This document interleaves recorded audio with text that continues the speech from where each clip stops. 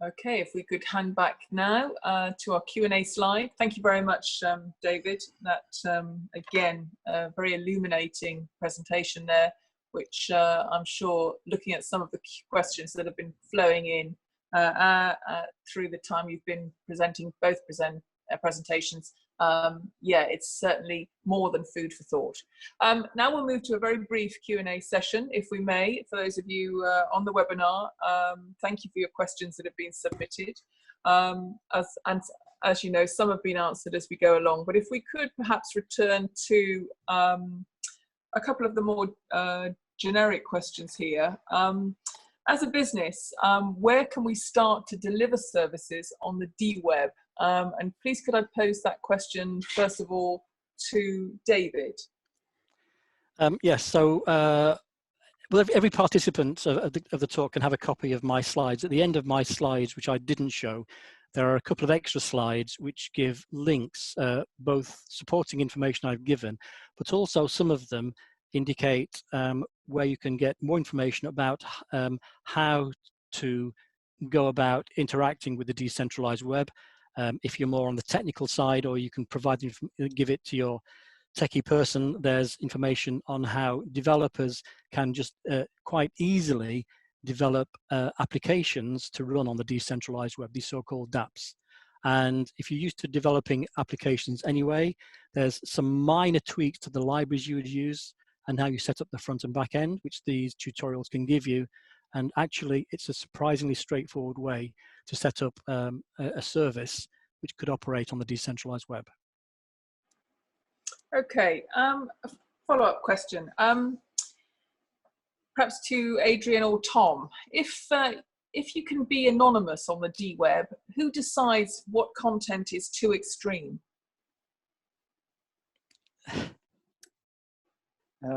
Tom? I'll chip in. I mean, you're right, and I think it comes down to the community. So even though it's decentralized, there are still community players and stakeholders to some extent. So in the blockchain Bitcoin system, it's the miners, if you like, that are part of that community. So there will still be some element of control, and it'll be an up-voting, down-voting type of scenario. But you're right that it could be a weakness. You don't have a central policing. That's the problem. Just to strengthen that, I guess this is where the use of digital tokens comes in as well. And if you want to be part, when you're part of the decentralized web, you can choose to be anonymous, but you don't have to be anonymous. If you want to take part in the digital token transfer scheme, whatever that form will be, you can't be completely anonymous because you need to be able to collect the tokens along the way. So there's a disincentive there for people to be extremely aggressive. But as Adrian says, what gets stored on the decentralized ledger, the equivalent of whatever the blockchain is, that has to be agreed by this consensus mechanism. And that consensus mechanism could take the form of community voting, for example. So things could be not submitted to the global ledger which is copied around, depending on the community. It just gives this is a very different form of governance, of course, and it's not centralized anymore. And we have to sort of see what rules need to be developed. Thanks. And I think just one final question before we wrap up today, which has already been answered online, but I would like to kind of just pose it again. How can the decentralized web capture ground when most users will choose convenience over security? And if ever there was a time people are using convenience over security, it's now. So who would like to take that one? Well, I can say something on the convenience. It is difficult. User interface for blockchain is very early days yet. Remember, it's only been around really since 2009, and realistically since 2015 with Ethereum smart contracts and other schemes. So the convenience of using the blockchain is really not there. Think of 56K dial-up in early internet. It was very clunky, very kludgy, and just got easier and easier as people simplified various parts to it. So the convenience is missing at the moment. So when you do try and get a gem or an Ethereum wallet, don't give up. It is quite possible. And once you're in, the security is fantastic. If I can just chip in as well. So actually, if you go back to one of my slides, where every example that a user may want a convenient app to interact with something, I've given the equivalent decentralized version which already exists. So actually, in terms of convenience, that's the wrong thing. What you're actually giving away is privacy.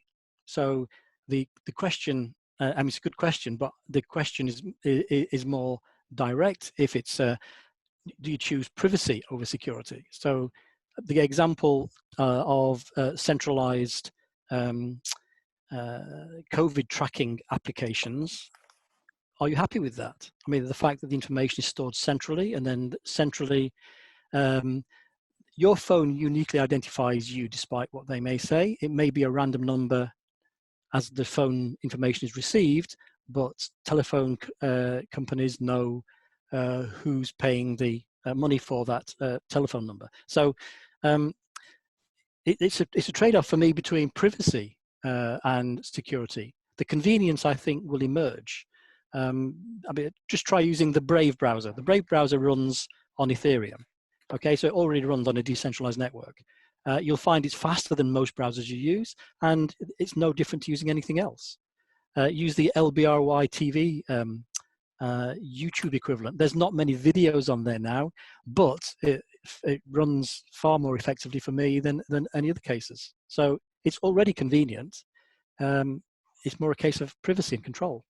I think the final thing I'll say on that is that we are a living example of that convenience security dichotomy in using Zoom today. We used to use Skype, and that became harder and less convenient to use. Zoom's shot up from 10 million daily active users to 200 million daily active users in 3 months. And everyone knows it's not secure. Okay, hello Facebook, hi China, hello everyone else in America. You know, it's got holes all the way through it. It's a case study of insecurity. But hopefully next time we come around, we'll be using a decentralized video conferencing app.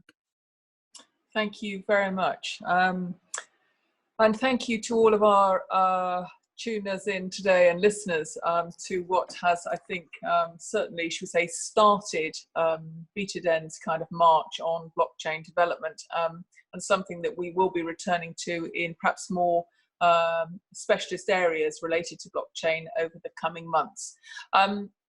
One of the final questions was there any kind of local meetups for blockchain? And yes, there are, because I think Adrian actually runs that.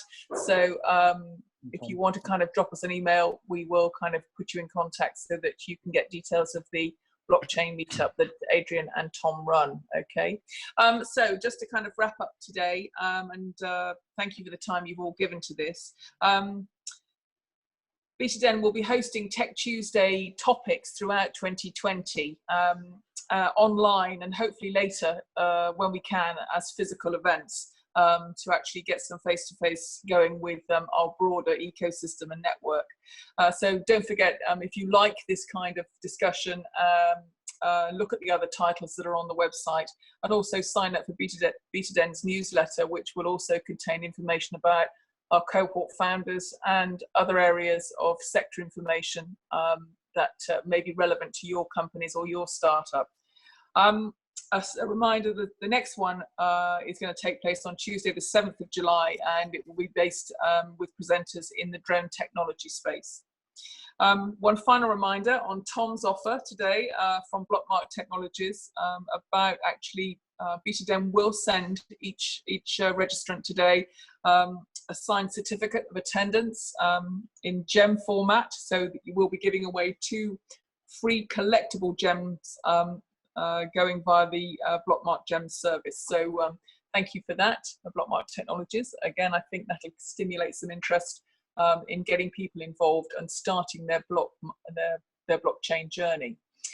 Thank you, huge thank you to our speakers and contributors today, Dr. Adrian Burden, Tom Alcott of Blockmark Technologies, and Professor David Lowe of Sindile. Thank you to our listeners and supporters of BetaDen. Lots more coming, but while we're in these, should we say, virtual and online times. Thank you for your time and signing in today. I hope you've enjoyed it. Thank you.